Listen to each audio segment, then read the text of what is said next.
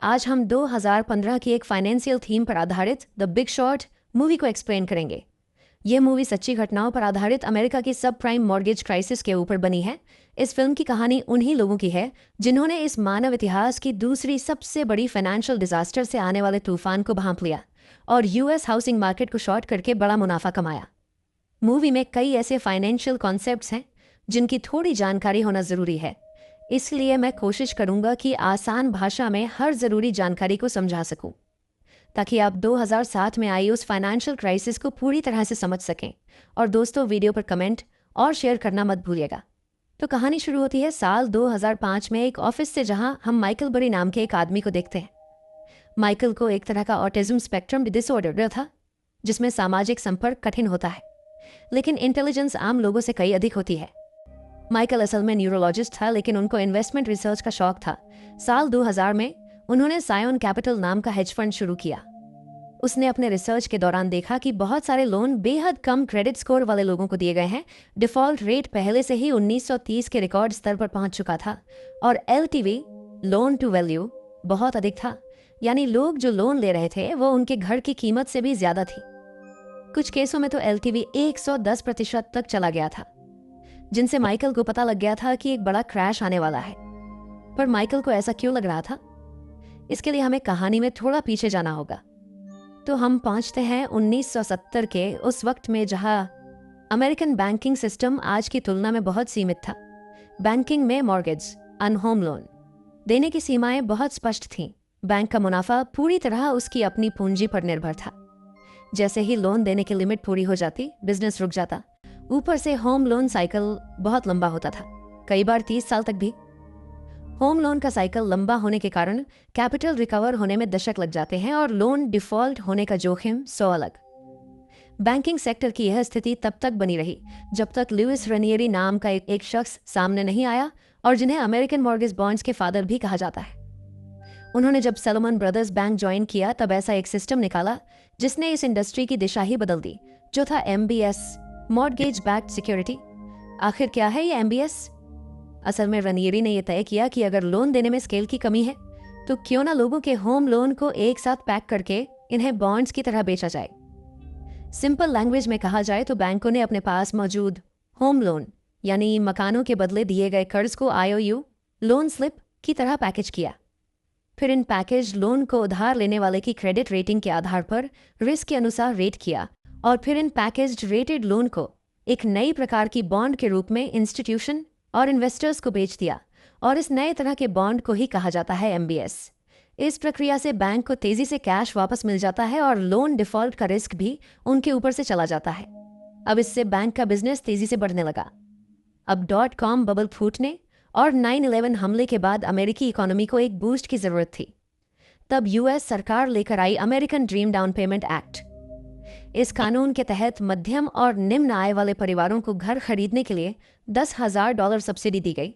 साथ ही सरकार फैनी में और फ्रेडी मैक जैसे संगठनों को आदेश दिया कि वे कम आय और अल्पसंख्यक परिवारों को अधिक लोन दें। इससे बैंकों ने लोन की शर्तें कम कर दी, जिससे आम नागरिकों में घर खरीदने की मांग तेजी से बढ़ी।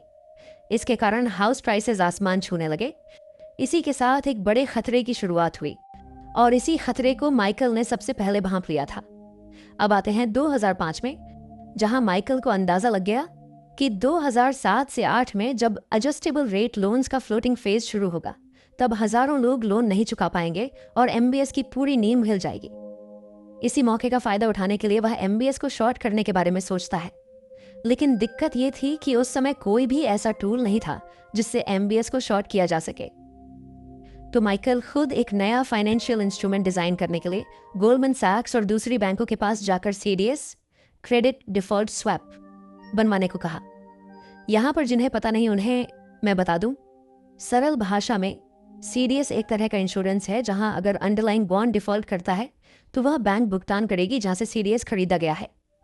मतलब माइकल ऐसे बॉन्ड्स पर इंश्योरेंस ले रहा था जो उसके पास थे ही नहीं। अगर वो बॉन्ड डिफॉल्ट करता है तो बैंक माइकल को भारी रकम देगा और इसके बदले माइकल बैंक को प्रीमियम पे करेगा। इस प्रकार सीडीएस बॉन्ड्स को शॉर्ट करने का एक टूल बन गया। अब सवाल आता है कि क्या बैंक इतनी बेवकूफ थे जो ऐसे डील साइन कर रहे थे? बिल्कुल नहीं। उन्हें लगता था कि अमेरिका में घरों की कीमतें कभी नहीं गिरती। यहाँ तक कि फेड चेयरमैन ने भी यही कहा था।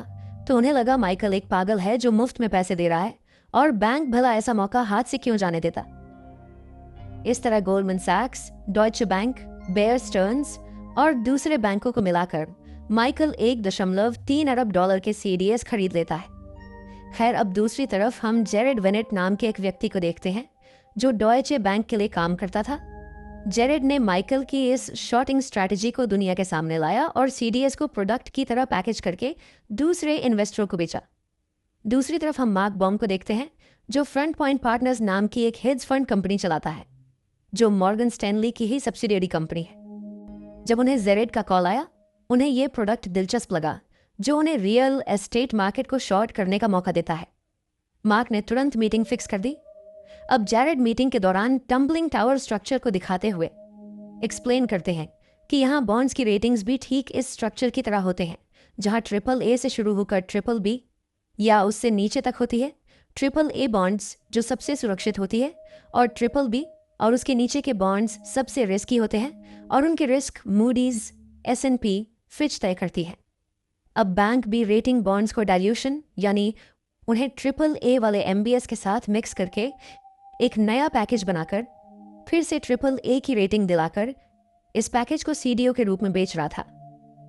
जेरेड कहता है अगर CDO के डिफॉल्ट रेट 8% तक बढ़ जाती है, जो कि अब 4% तक पहुंच चुका है, तो NB बॉन्ड की वैल्यू 0 हो जाएगी तो पूरी अमेरिकन हाउसिंग मार्केट कोलैप्स हो सकती है।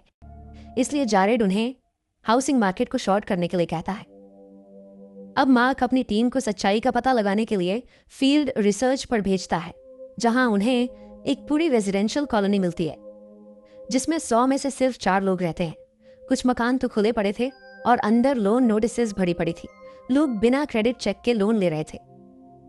सब ARM एडजस्टेबल रेट मॉर्गेज पर घर ले रहे थे। इन लोन में शुरुआत में ब्याज दर कम होती है, फिर बाद में बढ़ जाती है।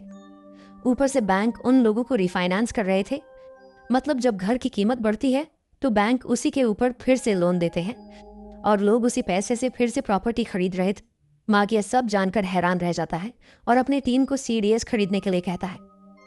दूसरी तरफ हम चार्ली गेलर और जेमी शिपली को देखते हैं जो कॉर्नवॉल कैपिटल के फाउंडर्स, जो स्मॉल इन्वेस्टर्स थे जो कि अपने गैरेज से शुरुआत की थी सिर्फ $1,10,000 के साथ और 4 साल में ही $30 मिलियन बना लिया था।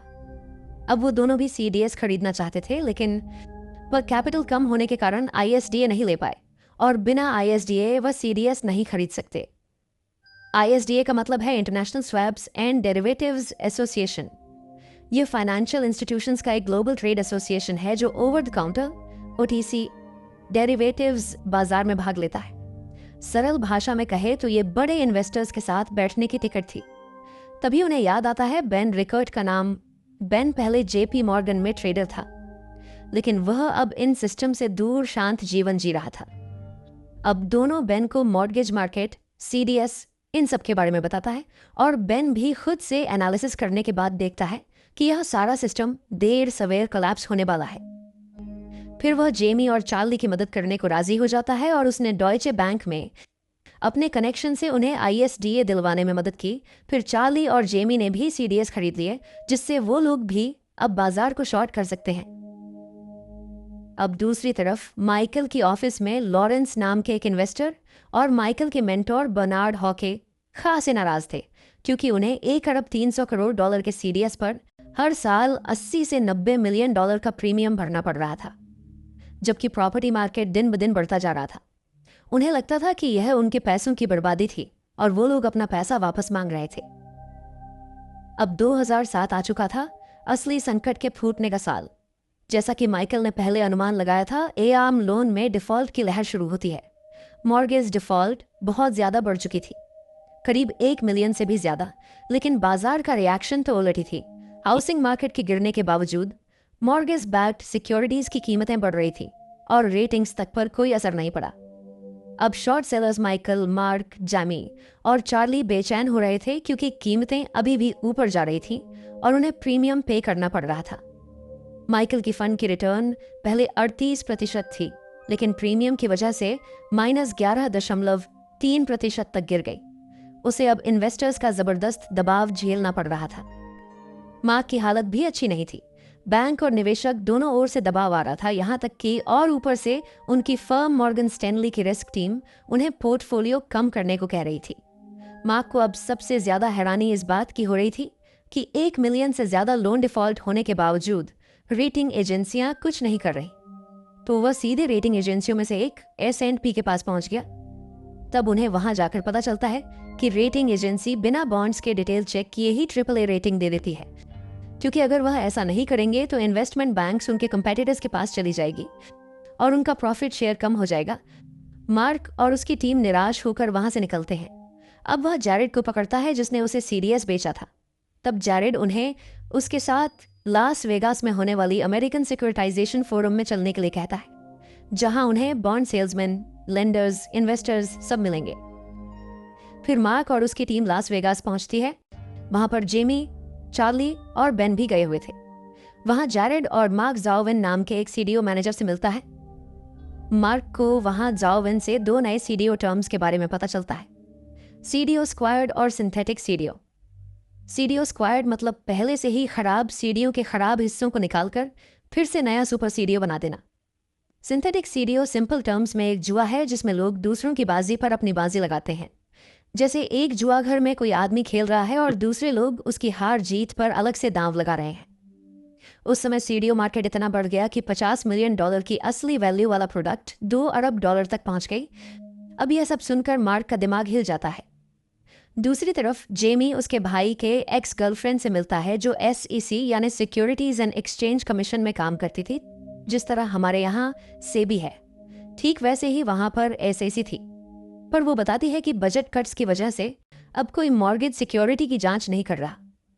वो खुद यहाँ निजी कारणों से आई है क्योंकि उसे एक बैंक में नौकरी करनी है। इसका मतलब था रेगुलेटर भी अब खेल का हिस्सा बनना चाहता है। सब कुछ बिखर रहा था। खैर, अब दूसरी तरफ माइकल इस समय सेल्फ डाउट से जूझ रहे थे। उनकी फंड की परफॉर्मेंस CDS प्रीमियम की वजह से लगातार गिर रही थी। अब तक -19.7% तक पहुंच चुकी थी।